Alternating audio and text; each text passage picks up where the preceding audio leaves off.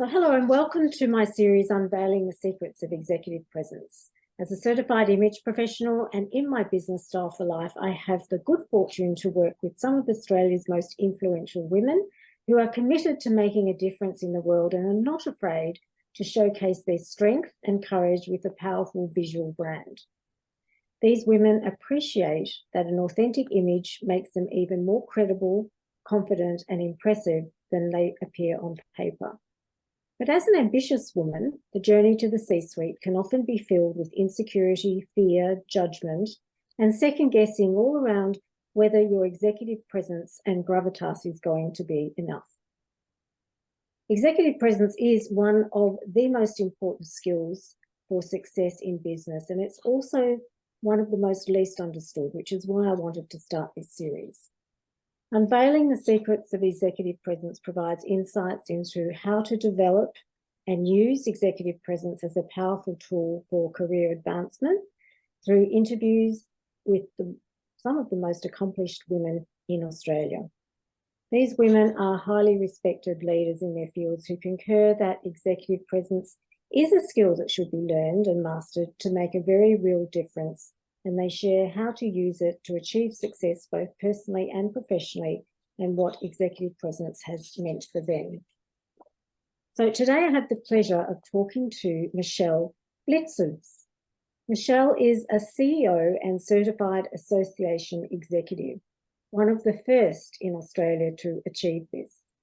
Starting her career in jewellery sales before moving into management within the bus industry, is that right, Michelle? Right, yeah. Michelle was identified as someone with leadership potential and was fortunate to have mentors help her invest in her own future. Michelle has a strong desire to see the world around us change, which led her to a career in politics, which has seen her stand for a seat at local, state and federal government elections. She was elected to Wollongong City Council in 2011 and served for 6 years. Today, Michelle is the CEO of the Association of Consulting Surveyors and is working with land surveyors around Australia and the world to promote, support and raise the profile of one of the oldest professions in the world. She is also a company director and has just stepped down as chair of the Top Blokes Foundation after 12 years. Michelle has a focus on providing support to professionals to help them accept that their unique style of leadership is what will bring success for them personally and their organisation. Michelle regularly coaches and mentors others to help them embrace the unique leader within. Fabulous, Michelle. What a colourful background that you have.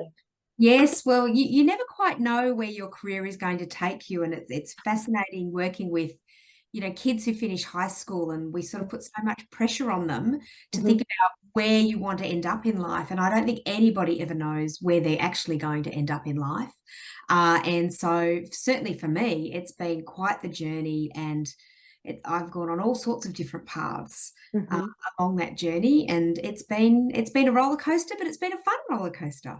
Well, you are certainly a woman with high energy, I've found, and I can't imagine anyone who doesn't have high energy to do all the things that you do and travel all the miles that you do all the time. But let's get back to the topic, which is of executive presence. And can you tell me the first time that you recognised that this would be important for you in your career? I think the first time I went to a bus and coach industry association meeting, I was probably 19, maybe 20 at the time. I was quite young, as I was sort of earmarked for leadership even back then.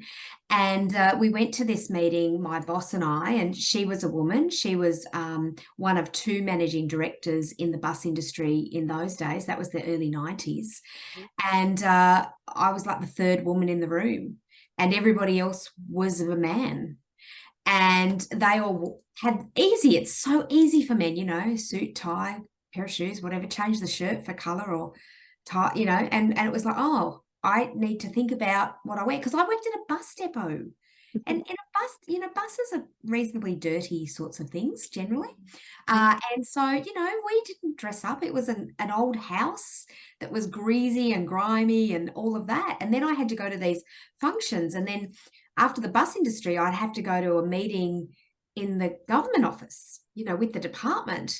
And we did a launch of a new bus route with a minister, Bruce Baird, when he was Minister for Transport. And I had to really, oh my goodness, I'd never bought a suit.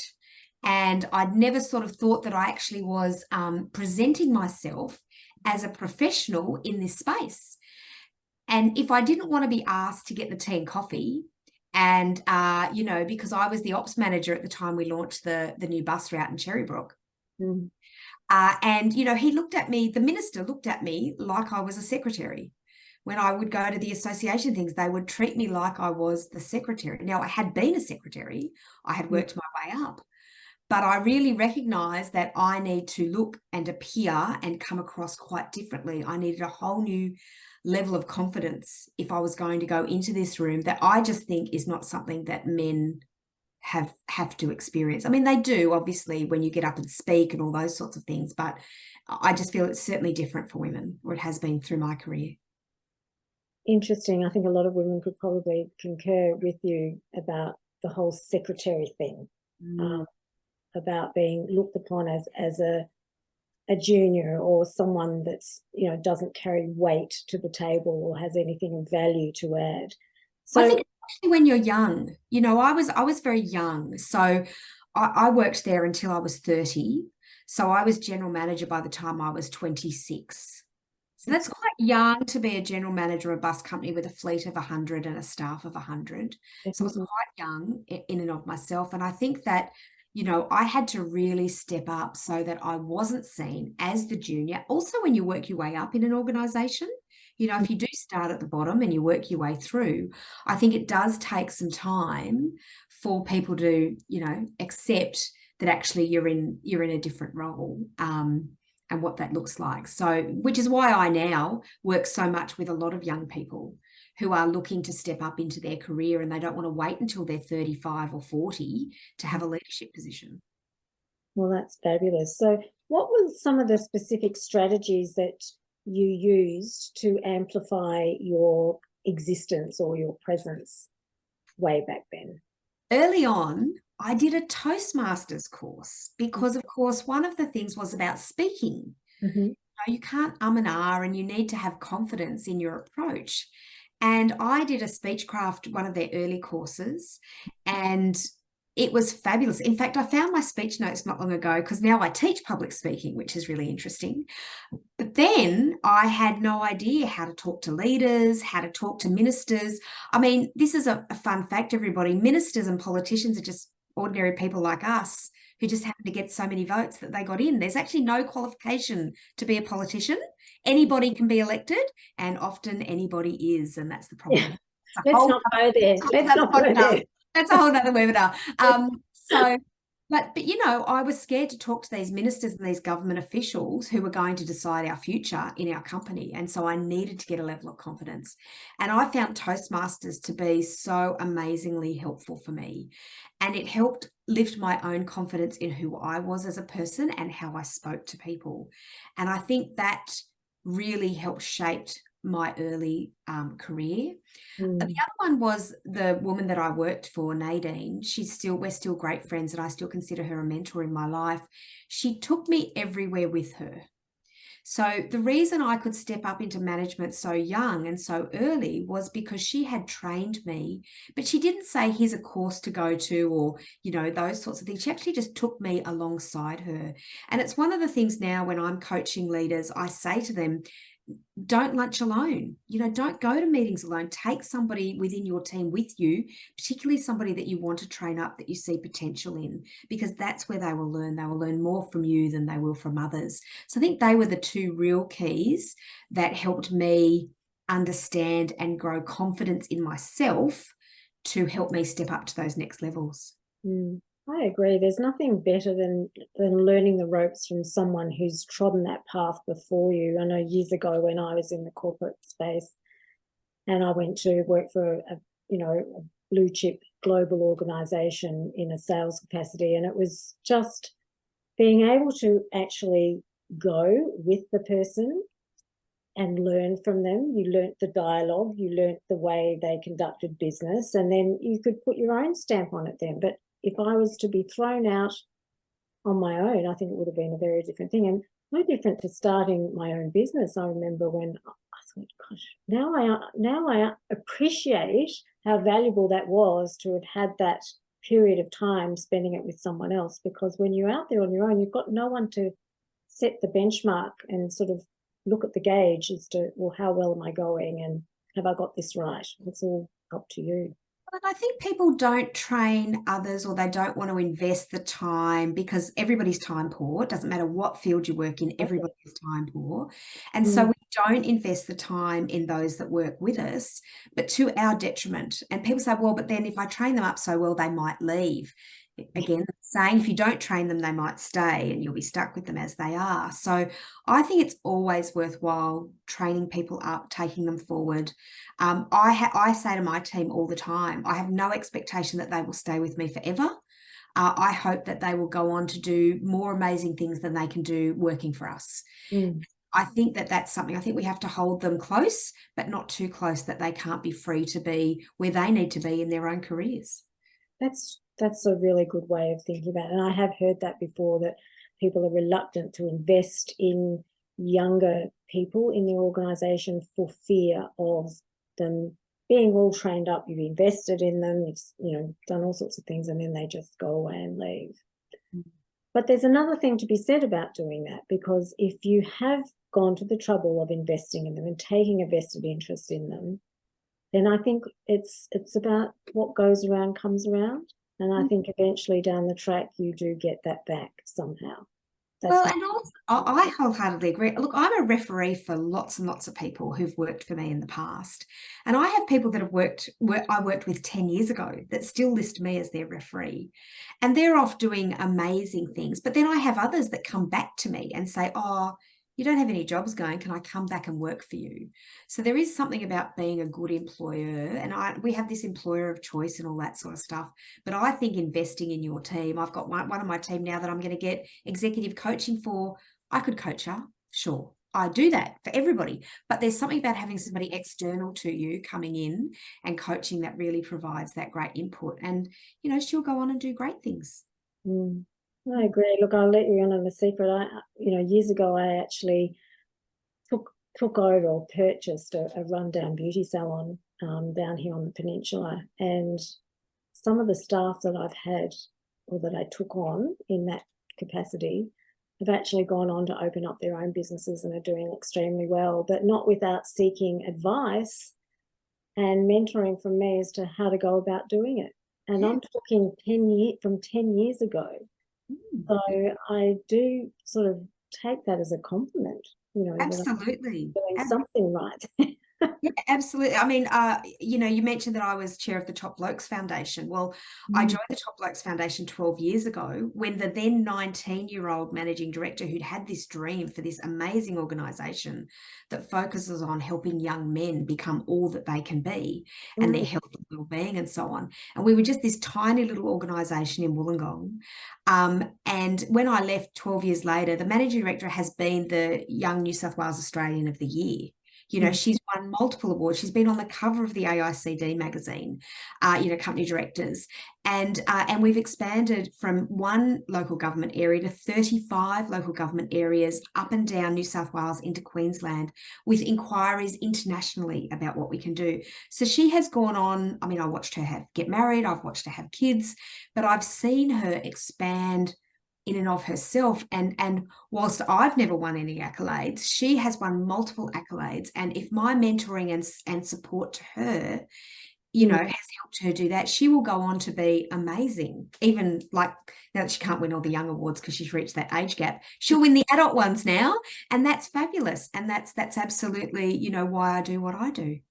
Well, that's fabulous. She's done that all by being a female as well, and a mother, and which is incredible. So in your opinion, what are some of the misconceptions around executive presence, and how do you think individuals can overcome them from what you've seen? Yeah, I think, I think it's not just isolated to women. I do think that men don't understand their role. I think also that you get to some point in your career and where you are in an organisation, and you need to acknowledge the level of influence that you have and what you can do. I work with a lot of associations. I'm involved in a peak body. I'm on the board of the Australian Construction Industry Forum. So I work with a lot of men, and I'm in a lot of those spaces, and am in Parliament houses and meeting with key leaders from around the country all the time. And it's often amazing to me how little input or thought people give to what they're going to say, how they're going to say it, the reason that they're going to give that saying. I think, and so they don't recognize the level of influence that perhaps they have. And it's shown by the way they show up. I mean, executive presence is really the way you show up. Executive we think of as senior, higher up the level, and I think that we need to consider how we show up and who we're representing. And if we want to get our point across, or if we're trying to change somebody's mind or have them think in a certain direction that might not be the way that they've previously thought, then we do need to come with a certain level of presence. We need to be clear about who we are, and there's a certain level of confidence that takes.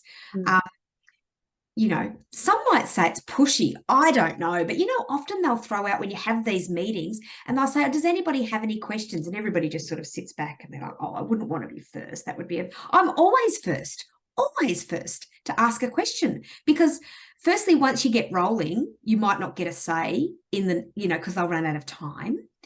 But I want to lead the way. I want to ask the first question. There's no silly questions.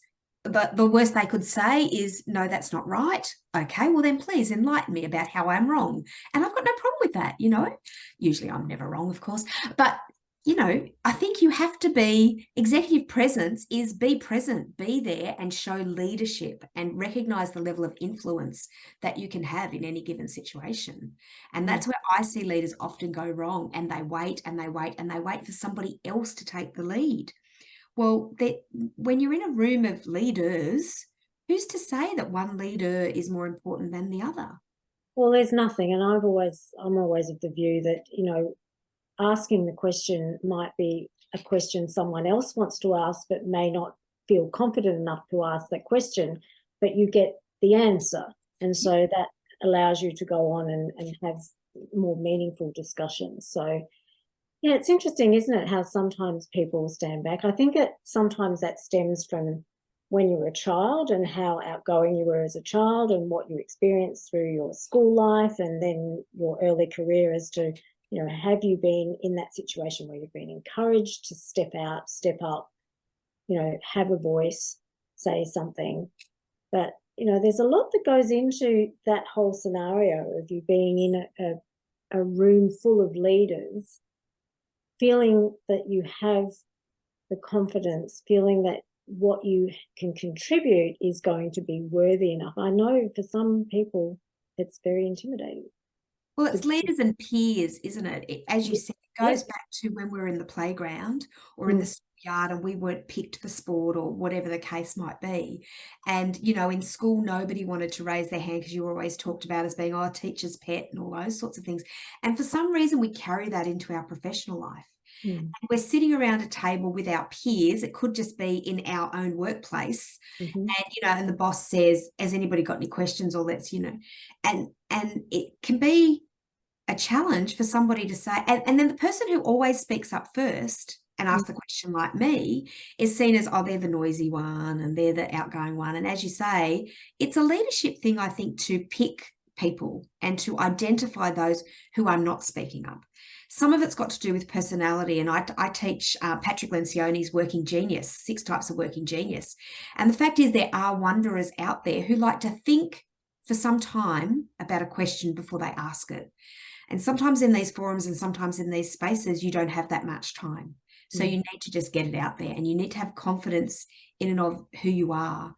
And I think we're still so much of a tall poppy and we're still fairly a judgmental society. And so we do judge. And if somebody says something silly, we say, that was a stupid thing to say. And we laugh at them. And I don't think that's helpful. And so whenever I feel like that's the scenario in the room, I'll always try to say, well, look, that was a great question by Sue. And I think what she was trying to get to was this. Perhaps if we reframe that question. And, you know, I think we're so easy to put people down because we want to climb that ladder to the top. Whereas I think true executive presence is acknowledging everybody in the room and acknowledging that everybody has potential in that room, regardless of what their role might be. Mm. A lot of things that were in that little speech that you just made, and I agree with you, personality is a huge thing when it comes to how you project yourself and the message that you communicate to other people. Now, you know that I'm very much about the visual component of communication because it does weigh very heavily, and particularly for women, because I think you said earlier on that for a guy it's okay, you know, they can just sort of show up, and there's often not a lot of thought put into it. I might get ridiculed for saying that, Well, but they also don't get commented on how good they look or how bad they look. very rarely, no. Whereas we always get, oh, you look nice today, but rarely do we Or say, what were you, or what was she thinking? You know, that's right, yes. So, and I know, you know, there's been lots of quite, you know, well-known women leaders who have been judged harshly on the visual element of their presence and how they show up. But I think it sets a benchmark for us to be able to say, okay, well, how do we go about doing this so that we're not going to be judged badly? Because I agree with you, we are a very judgmental society, and that won't change. Even with all of the diversity and inclusion arguments and everything that are out there, I don't think it's ever going to change because that's our nature as individuals. We do judge, and we do that because of how we've been brought up. We've been brought up to associate stereotypical images and behaviours and cultures and all sorts of things, and it's just part of who we are. It's very hard for us to not judge a person, particularly if we don't know them. So that's where the visual element becomes very, very important, because it takes people a long time to get to know you because life is so fast and we don't have a lot of time. Like you just said before, you know, when you go into a meeting, often you don't have a lot of time to get your point across. You're very reactive, you're very quick off the mark, and you have a very proactive mind. Not everyone is like that. Some people do like to sit and assess and think before they formulate a question, and by then it might be too late. So we need to try and think about how else can we project ourselves to put across that image of confidence, credibility, you know, influence, value, intelligence, all of those things that we need to. And look, I know through the pandemic we had a lot of women were really put in unfortunate situations where they had to wear so many hats. And the whole concept of presenting in their capacity as leaders, the position they held, suddenly became not, I won't say not as important, it was really important for their leadership role, but in how they presented virtually took a back seat for a lot of women because they just basically didn't know how, they didn't have time to worry about it. And I think I'm seeing that sort of migrating into this post-pandemic world now, where we're in this hybrid situation of some virtual, some face-to-face. I know you're doing a lot of traveling around. You're still very much interactive and face-to-face. But what are you seeing with some of the younger women or women leaders that you're associating with and talking to? How are you seeing this impacting them now moving out of this phase? Yeah, I think, well, we're certainly still doing a lot online and, you know, not as much, well, but more and more in person. I've just returned from a 4-day conference that was in person only. An online option wasn't offered. And I'm seeing more and more of that now. I was in meetings in Canberra last week where the online option was not offered. So we are seeing more of that. We are trying to get people back together, which I think is much, much better. It's much more beneficial to have proper conversations. Mm. And real connection. So I think that is much better. But certainly I work in the city. I work in Sydney CBD. I catch the bus to work and, you know, walk to and from the office and so on. I see a lot of dress down for the office. I have, though, started, now that the weather is heating up a little more, I have started to see more skirts and dresses. it's been, I think, a really long time coming. For a long time, we were jeans, shorts, all that going into the office in the city. And I'm seeing that really, really change significantly now, just now. Though I think this whole dress sneaker thing, I saw some lovely Jimmy Choo sneakers on my Instagram page recently that I thought, wonder if Julie would approve those. And they looked very nice. So, it's clearly is a fashion piece. Whether I can get away with wearing it, I don't think I can. And I think that's the challenge when you're in a leadership position. Now, what my staff might wear and so on, we have a discussion in our office, and that is anybody coming to the office? Do we have people stopping in to visit today? Do we have any meetings, that sort of thing? And so people dress according to what's going on the day, whereas before we just dressed for the office. Now we dress according to what's going on any given day. That's kind of what I'm seeing. Even the conference that I was at, I was really pleased to see that even on the Saturday of the conference, the blokes still wore collar shirts, which I was a bit surprised about. I was expecting shorts and t-shirt all on the Saturday, but no, they dressed professionally. So that was very good of them. And certainly I dressed throughout the whole conference because that is expected of me in a leadership capacity. So I think we are heading back to pre-COVID. Well, it feels to me like we're heading back to pre-COVID days, but there will still be a change because I think the fashion around us has changed. I've seen some catalogs and brochures from the great designers, ones that even you would recommend, Julie, where the girls are wearing sneakers and casual shoes with it. So maybe we've just discovered that actually heels aren't good for our feet. Because my feet 4 days in heels, yeah, look, that is a challenge, and personally I can't wear heels anymore unless I'm going out for a special occasion, and then I have to make sure I've got a seat somewhere along the line. But you mentioned something really interesting there, and I'd like to touch on that with you, and that is that as a leader, you're expected to dress a certain way. Talk to me about that, because I know there are some people out there, be it men or women, that would really, be against that totally, that no, I should be able to dress any way I like. And look, there has been a downplay in the whole dress code thing.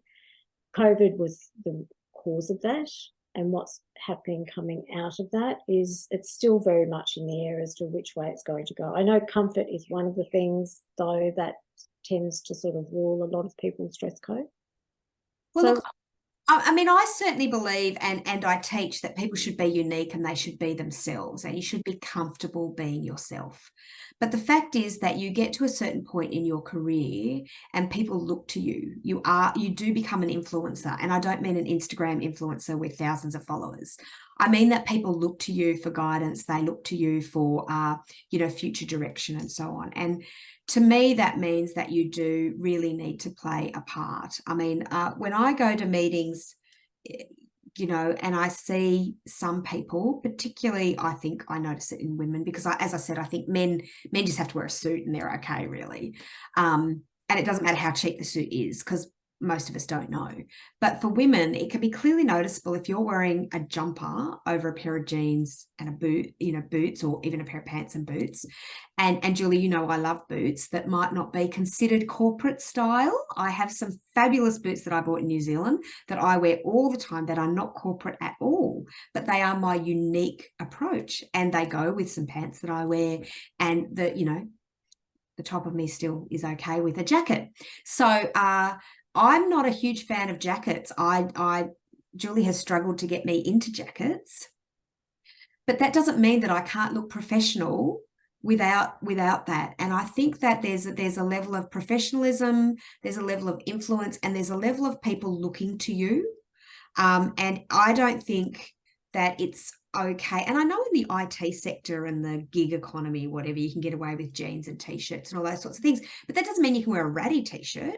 It often means that the uniform is a t-shirt, a polo shirt, or something nicer, and that's okay as well. In my workplace, we don't have uniform, and so, we need to dress the part because others are looking to us to lead the way. I'm trying to raise the profile of the whole profession.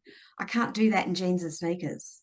I'm really pleased to hear you say that. And look, there always was an industry code as to how you would dress for a specific industry and the type of role that you had. And that, again, allows people to feel comfortable and feel like and confident in meeting with you because they almost preempt how you're going to show up. And so that sort of sets the scene for a really comfortable meeting. But when you show up looking totally different to that, that's when people start to ask questions and start to feel a little, uncomfortable, and whether you are the person that you say you are. So I'm pleased to say that you are setting that, those boundaries in place again, and that there is a certain level that you are prepared to accept and prepared to not accept, I guess.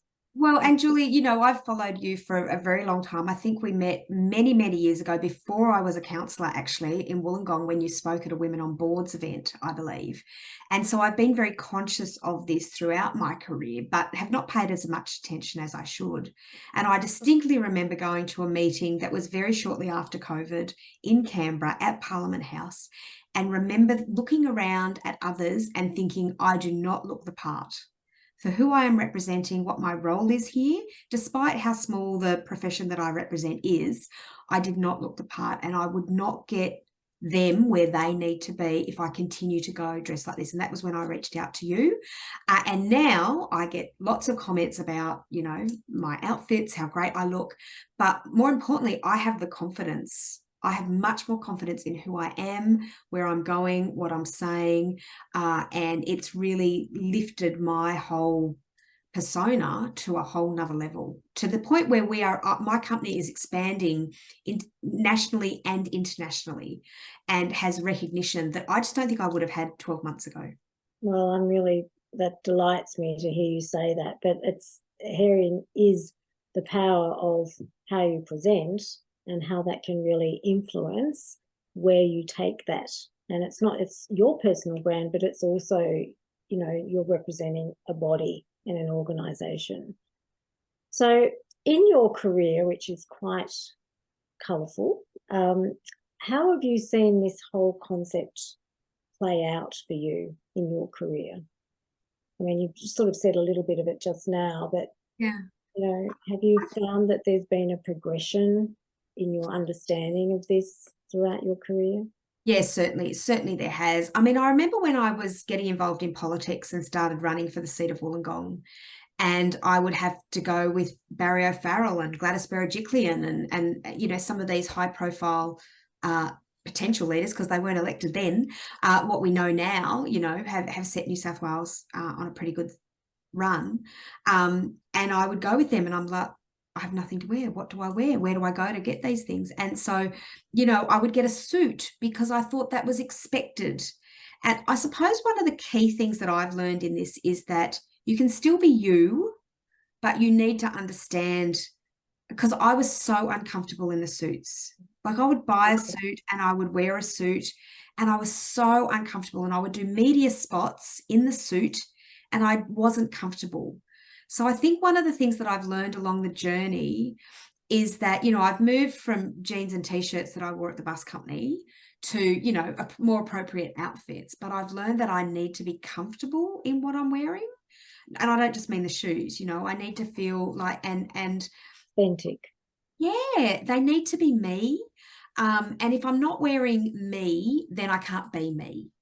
And I think that's been a long, hard journey. And I think one of the challenges of the various shopping places that we have around is that there is stock standard. My most embarrassing moment, Julie, most embarrassing, was we had an awards night. And I had been to one of the major, shopping centres, picked up a dress from the usual shop that you might go to for an evening out. And there I was standing up the front with somebody else from the partner association wearing exactly the same dress. Oh, it's a woman's worst nightmare. And I've heard it happen so many times in boardroom scenarios, because women do tend to gravitate to certain brands because they think that's what they should be wearing, because they're in that executive space and all the executive women wear those labels, so I should wear them too. And I can tell you that I had a client who had just invested in a specific brand name's jacket, and I happened to see the then Prime Minister appear on the TV wearing the same jacket, and one of the other prominent MPs also wearing the same jacket. And we removed that item from her wardrobe, because that's just what I don't want. I want them to be able to feel like they're an individual and they're projecting their own individual look and brand, because that's what gets them recognised for who they are before they even open their mouth, right? Because that comes next. Well, that's right. And I mean, whether it's my boots or the jackets that I've worn through winter, you know, I've never gone anywhere where that has happened to me, you know, since I've worked with you. And I don't expect it to happen because of the way that you've guided me towards making sure that I get something that's suitable for me, but also works for the settings that I'm going to be in. So yes, that was just a standout moment for me. That was, you know, one of those things that pushed me in your direction, because it was really a highly embarrassing, and I can't look at the photos from that night now because some women like yourself would just be mortified. I mean, I'd be mortified as well, but and others might laugh it off. But it's one of those very uncomfortable situations you just don't want to be put in. Well, it wasn't that. It was that I was, as the CEO, wearing this dress, and the other woman who was wearing it was one of the assistants. So right. the ladder of where we were going. Yeah, I know where you're coming from. Yes. Yeah. She looked lovely. We both looked lovely. We did have a photo together and I laughed it off. But between you and me, it was not one of my good things. So it doesn't do your ego any good, does it? No. Not at all. Okay, so where do you see yourself in 5 years? Because you are on a trajectory of greatness with everything that you're doing. So where will we likely see you in 5 years from now, Michelle? Yeah, I mean, a few years ago, the answer would have been, you know, in federal parliament, you know, a bit more involved in politics. But one of the things that I've learned on this journey and in my association world, you know, I have a huge amount of influence and can actually make change happen outside of parliament than I can inside parliament. So I think that part of my journey at this stage, I'm going to say, is probably not going to progress. However, I am very much interested in what I can do. I'm working with land surveyors who are relatively unknown. We're working at promoting them and growing our national body and internationally as well, and how we can support surveyors. 70% of the world has never been surveyed, which means that people don't have entitlement to the land that they live on. And so land ownership is not clear for hundreds and thousands of people around the world. So that's something that I'm quite interested in and sounds quite amazing to me. I mean, for us here, if you didn't have your land surveyed and nobody knew who owned your lot, how would you possibly pay tax? The government would be broke without surveyors. And so, you know, if we can help other countries, then that is certainly something that I'm looking to do. And, you know, I will work with a whole lot of peak bodies, and training's very important to us. So, yeah, I'm not a long-term planner generally. But let's just say I hope I travel a whole lot more, Julie, in the next 5 years. Well, I'm sure you will, because you're never not on an aeroplane going somewhere. But, you know, I love the way that you've actually embraced this whole part of you and your branding message. And you've taken it on board as something that's really important, and it's adding weight and value to the message that you're putting out there. So, and it's become a strength for you, I think. You've actually made it a strength of your brand. So with all of the other women and men that you're mentoring along the way, how do you communicate that to them? How are you using that in a way that's going to empower them as well? So part of my coaching approach and the mentoring on the one-on-ones is really to help people understand that they are unique and that they are an individual, and that that's okay. I think from our school age, going back to that discussion earlier, we are trained to sit still, sit up straight, sit in a row, do what we can do to help the teacher manage and help the teacher coach and help the teacher do what the teacher needs to do, rather than you're an individual, let me help you. We know that everybody has different learning styles and different approaches. And so that goes through with us all the way through our careers. So I find when I start coaching people who are often in their like early 30s now, I find, because that's sort of when they realize, hang on a minute, I don't actually want to be the way I've been trained all these years to be. I want to be me. How do I do that? How do I break out of this box that society has put me into? So I spend a lot of my coaching trying to help them understand who they are as an individual, and just simply through asking them questions, because often people are doing things that actually they don't want to do. And they are in places that they don't want to be, and they're miserable. And life is too short to be doing something that you don't want to do. And so, you know, if they want to grow their own business, or they want to get into a leadership position or get onto boards or any of those sorts of things, I want to help them do that. If they're running a company and they're struggling, there are ways around that. And I often find people employ the wrong people because they're desperate and they just take anybody off the street. We spend 30 minutes to an hour interviewing somebody that we're going to work with for 38 hours a week. It's ridiculous. So I try to help people make sure that they are surrounded by people that will help them grow, that will help them expand their own opportunities and their own potential. And I think that is the direction for me to help others, because somebody invested in me when I was young, and I have the career that I have now and the opportunities that I have now because of that investment. So if I can give back to others, not for free anymore. I've done it for years and years and years for free. Now I charge a fee. I've learned that too. I've learned that we shouldn't be giving our gifts and our talents away for free, as so many of us have done. I've volunteered half my life away. Well, unfortunately, it's often an expectation. I mean, I can't tell you how many presentations, how many things I've given away for free, because it's people expect it, you're quite right in saying that you can't do that. If you've invested in yourself and you've done all the work, you've invested financially, emotionally, physically, whichever way, no, it is something that you've acquired. It's a skill you've acquired. It's an expertise that you've acquired, and you should be able to charge for it. But you're right. There are a lot of people out there who have got themselves in situations where they're not happy, where they know they can offer more, but they're not getting the recognition, or they're not being put in a situation where they can actually contribute or display what it is they've got to offer. And I find this a lot with women too, when I initially speak to them, and if they start working with me, the start of the work I do, we go through that whole personal branding exercise, and a lot of them are quite surprised at how other people perceive them.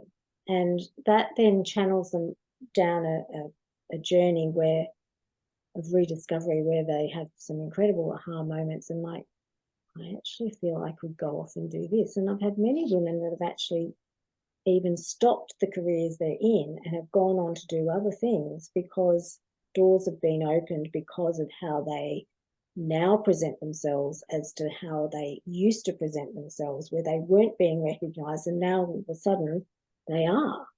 And it's purely because they've changed their outlook on the way they present, and which has caused other people to change the way they view them as well. So That's right. It's quite powerful. Yeah, absolutely. I mean, we talked about judgment before, and sometimes we're the harshest judge of ourselves, and we criticize and we judge ourselves about so many things. But your program helps build self-confidence as well, and which helps you in the outward, which is why people see and give more opportunities. So yeah, it's absolutely fabulous. It's been great for me to be working with you this year. And it's been very entertaining for me too. I wore my pink blouse on Saturday night. It looked great. So, Michelle, where can people get in touch with you if they're interested in having a chat to you as their mentor, or if they're in your particular industry space? Where can they get you? Yeah, so you'll find me on LinkedIn. You'll find me on most of the socials. So LinkedIn with my name, Michelle Blicavs, or you can go to my website, uniqueleaders.com.au. Well, Very entertaining and fabulous discussion. Thank you, Michelle. I'm sure Thank- there'll be lots of women out there who will be listening with vested interest. Thank you, Julie.